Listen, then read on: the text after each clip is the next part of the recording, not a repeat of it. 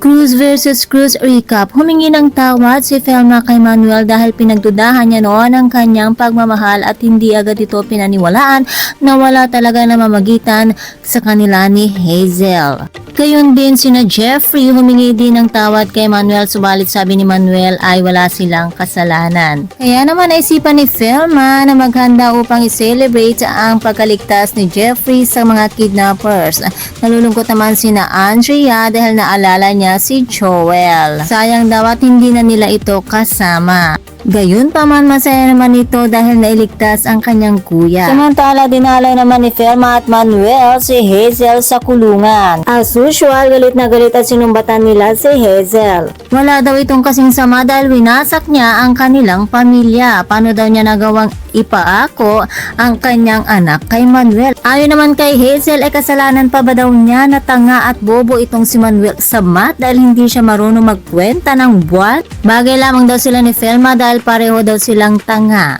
Ayon naman kay Felma ay bagay daw kay Hazel na masilya elektrika dahil kampon ito ni Satanas. Maging ang pagkidnap kay Jeffrey ay itinanggi din ito ni Hazel. Grabe talaga, may ebidensya na nga pero ang tigas talaga ng muka at kapal na muka ni Hazel. Talagang pinaninindigan niya ang kanyang pagiging sinungaling. Anak talaga siya ni Satanas. Kaya naman hindi na napigilan ni Felma na saktan si Hazel. Si Hazel lamang ang nasaktan na hindi nakakaawa. Samantala nagmamakaawa naman si Hazel kay Manuel dahil wala daw talaga itong kasalanan. Ay kahit na anong gawin mong pagmamakaawa Hazel, hindi na maniniwala sa iyo si Manuel. Samantala binalaan naman ni Jojo si Alice na may malaking partisipasyon din daw ito sa pagkamatay ni Joel. Subalit ayaw pa rin talagang tumigil ni Hazel dahil may huling hawak pa daw itong braha. Samantala pinagmalaki naman ni Manuel si Felma sa kanilang mga anak dahil kung nakita lamang daw nila kung ano ang ginawa ni Felma kay Hazel ay talaga naman bibilib sila. Subalit mas nanaig naman ang awa ni Felma kay Hazel. Hay nako Felma, wag na wag ka maawa kay Hazel. Samantala makikipagtulungan naman si Jojo kina Felma laban kay Hazel. Subalit ayon naman sa kanilang attorney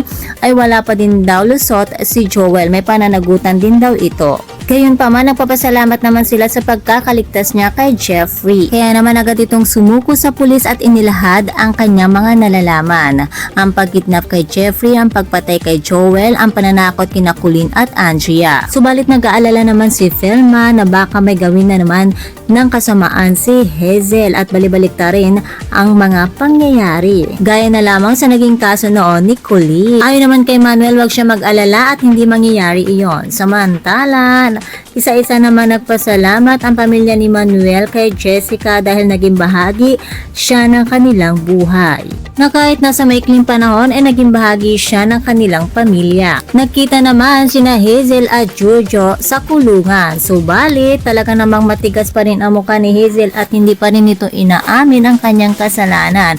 Ayon kay Hazel, napakaduwag daw ni Jojo. Ayon naman kay Jojo, hindi daw siya duwag dahil ito na ang pinakamatapang na kanyang nagawa. Ang sabihin lahat ang katotohanan. Ayon naman kay Hazel ay mabubulok sa kulungan si Jojo. At anong sa tingin mo Hazel? Ikaw hindi mabubulok? At kahit ano pang gawin mo ang pagpapaawa Hazel, hindi pa rin kami naaawa sa iyo. Samantala sinulyapan muli ni Felma si Hazel sa kulungan. At naman si Hazel at natakot na baka saktan muli siya ni Felma. Samantala binigyan naman ni Manuel si Jojo ng litrato ni Jessica para ipailalang wag itong sumuko at maging matapang lamang sa buhay. At isang magandang balita naman na natanggap ni Felma dahil ayon kay attorney at Manuel ay pupunta na daw sila sa RTC para mag-file ng annulment laban kay Hazel. Ayun na, kasala na ang susunod. Kaya mga chikadoras, abangan natin yan.